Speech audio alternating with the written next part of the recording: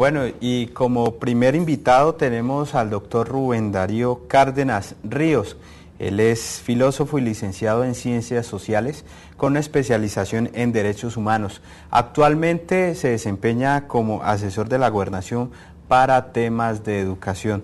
Doctor Rubén Darío Cárdenas Ríos, bienvenido. Y usted vino aquí a hablarnos de la Constitución del 91 y la educación. Muchas gracias por invitarme, darme la oportunidad para este importante seminario y pues botar corriente un poquito sobre lo que ha sido los desarrollos de nuestra Constitución durante estos 20 años y sobre todo en materia educativa. Bueno, yo empezaría, en buena hora la universidad desarrolla este seminario muy importante para el país entero. Yo empezaría por decir este epígrafe: dichoso aquel que puede mirar para adelante y puede mirar para atrás. Mirar para atrás porque es para plantear si la Constitución del 91 logró lo que pretendía. La Constitución del 91, como cualquier constitución, no es más que la respuesta a una crisis, la respuesta a una problemática, y en ese sentido se dice que la Constitución es un pacto de convivencia y a su vez es un tratado de paz. Entonces, a la postre, en una mirada ya actual, cabe la pregunta: ¿la Constitución del 91 ha resuelto el problema de la paz en Colombia? ¿Ha resuelto el problema o lo que pretendió en sus inicios, que era generar la inclusión en el país, igualar el país, nivelarlo? Entonces, esas preguntas son las que deben tocarse para luego ver qué tanto se ha hecho de lo uno y de lo otro. Yo diría que la Constitución del 91, en su inspiración, logró lo que tenía por la composición que tuvo. Miren, si nos ponemos a analizar los constituyentes, los que compusieron esa Asamblea Nacional Constituyente en el 91, encontramos que ahí estaban los actores más importantes de nuestro país, estaban unos sectores en conflicto. Y miren cómo era interesante esta composición, yo creo que nadie quedó por fuera. Encontramos liberales 25, encontramos la Alianza Democrática M19, que venía de un proceso de desmovilización, y ella tuvo la oportunidad de poner en esa asamblea 19. Está el Movimiento de Salvación Nacional, que coloca 11 constituyentes. Está el Partido Conservador con 5, están los conservadores independientes con 4, los indígenas con 2, la Unión Patriótica con 2, los evangélicos con 2, el EPL entra por cooptación con 2 constituyentes, el ERT por cooptación coloca 1, el Movimiento Quintín Lame solo con voz, pero coloca un constituyente. Ahí tenemos una asamblea de 74 constituyentes. Ellos fueron los que nos entregaron esta hermosa Carta Magna o Carta Fundamental.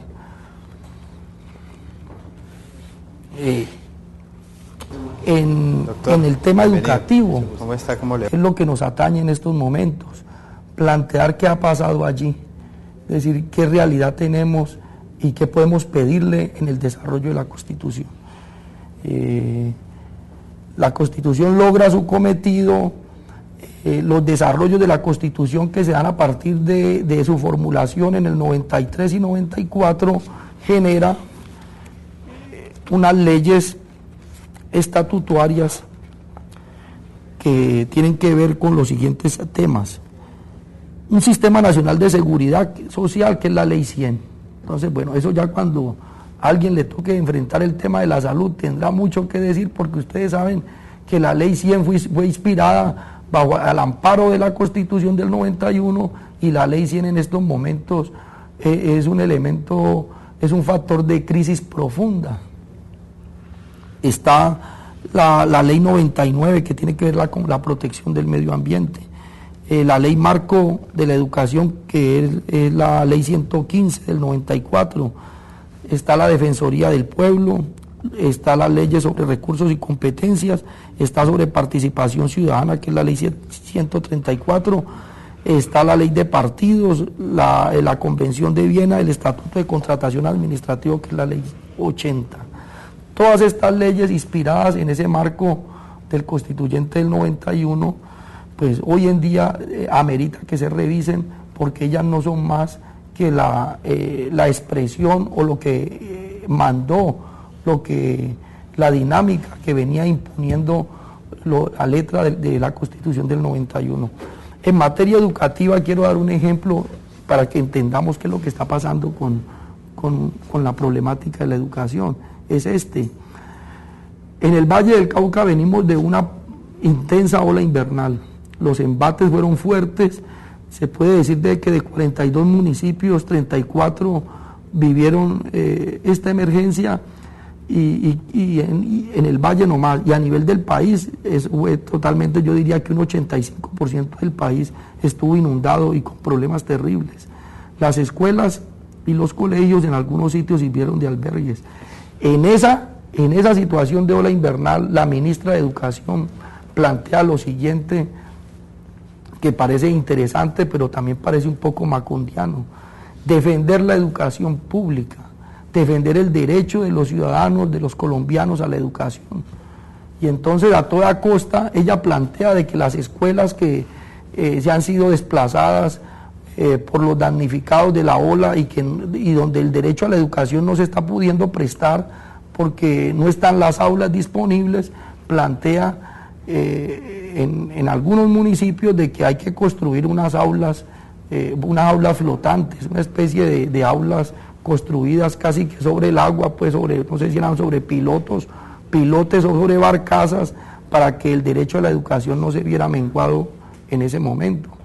Entonces, uno que se pregunta a partir de una propuesta como esa, es decir, bien, la educación es un pilar importante en cualquier sociedad, la educación debe sostenerse a toda costa, pero ¿cómo pedirle a los chicos que vayan a la escuela si su casita está inundada, si sus padres no tienen que comer, si hay una situación crítica en cada hogar de esas poblaciones donde están viviendo la tragedia? Entonces, no es solo decir, ahí está la escuela, ahí está el aula y ahí está el maestro. Es cuestión también de pensar de que no es solo el aula y el maestro, sino también de que para poder que el niño vaya al aula y pueda recibir de la mano generosa de los maestros la instrucción, se necesita que ese niño tenga resuelto su problema de vivienda, su problema de comida, su problema de confort, un poco de confort en su hogar, para que él pueda desarrollar pues su proceso de aprendizaje. Si no se hacen medidas, si las medidas que asume el gobierno no son integrales, de nada sirve con que digamos de que ahí están las aulas, ahí están los profesores y el derecho se está garantizando. Entonces, en estos momentos que se está planteando apoyar la universidad pública, el caso de la universidad pública con las dificultades que tiene, donde no hay recursos para seguir pagándola, el gobierno está planteando de que hay que abrir las compuertas para que el sector privado pueda invertir allí pueda invertir y pueda ampliar cobertura en educación y garantizar este servicio en la educación superior. Imagínense, es una propuesta interesante, pero el planteamiento también puede ser otro. Es posible que, y en este momento la educación privada está prestando el servicio, y hay frente a una universidad pública hay 10 veces o 15, y en algunos sitios hay 30 veces más universidades privadas y una sola universidad pública. Y pretendemos que este servicio lo siga prestando y siga avanzando el proceso de la educación privada, porque es complicado, porque ¿quién paga y con qué recursos los jóvenes colombianos que egresan de tantos colegios pueden ir a esas universidades privadas? Y si se habla de que la educación es un derecho fundamental y que el Estado está para garantizarlo De esa forma no lo puede garantizar, porque la gente no tiene cómo pagar esa educación privada. Yo plantearía más bien de que, y aquí me atrevo a hacer una propuesta un poco osada, es decir, la educación necesita pagarse, la educación se ejerce, hay que costearla. ¿Y quién debe costear la educación? ¿De dónde sale? Yo no creo que el Estado colombiano o los gobiernos colombianos, mejor dicho, no quieran pagar educación pública, no quieran asumir este compromiso. Yo creo que no lo han hecho, no es porque no quieran, sino porque no tienen con qué. No, ¿dónde están los recursos para financiar más la universidad pública? No hay por ningún lado. ¿Y de dónde se sacarían? Es decir, en estos momentos sería interesante plantear propuestas al país y que apunten a decir cómo financiar los recursos que requiere la educación pública para que ésta se sostenga y que los colombianos pobres, los colombianos de salario mínimo, las familias más humildes del país puedan también acceder a la educación pública. La propuesta sería esta. Los recursos del país, buena parte de ellos tienen que ver con una plataforma o una base tributaria de impuestos directos, unos e indirectos otros. El impuesto directo es el impuesto a la renta. Ese impuesto es el que más tiene debe pagar más. Ese es un impuesto importante y ese impuesto no se está tocando mucho. Se está tocando el impuesto indirecto, que es el IVA, que es la sobretasa a la gasolina, que es la que todos pagamos. Entonces, por ejemplo, en la sobretasa a la gasolina, imagínense ustedes, queridos colombianos, estudiantes, cómo plantear que nosotros o los trabajadores de salario mínimo o los de clase media estén pagando la misma gasolina que los sectores más ricos de Colombia, que estemos pagando que un profesor de una universidad como estas pague el mismo galón de gasolina al precio del que lo paga un tipo como Ardila Lule o un potentado, pues un dueño de un ingenio en el Valle del Cauca. ¿Cómo vamos a pagar la misma gasolina? Por esa vía yo creo que no se puede lograr equilibrio o algún momento de equidad. La propuesta sería esta: hay que grabar vía impuesto directo a los sectores que durante todos estos años y en virtud de la misma Constitución que pretendía lo mejor, pretendía equilibrar, pero no se logró porque los que han seguido gobernando, los que al amparo de esas normas han desarrollado es un modelo más neoliberal, un modelo más privatizador, un modelo que ha menguado la posibilidad de equilibrar la sociedad. Es decirles que esos que han permitido que los sectores que se han fortalecido durante todos estos 20 años, como el sector financiero, que es un sector importante, es un sector que se ha fortalecido. Es más, cuando el sector financiero estuvo en crisis en unos momentos, el país o los gobiernos de ese entonces lanzaron operaciones de salvamento a la banca. Es decir, por todos lados se pretende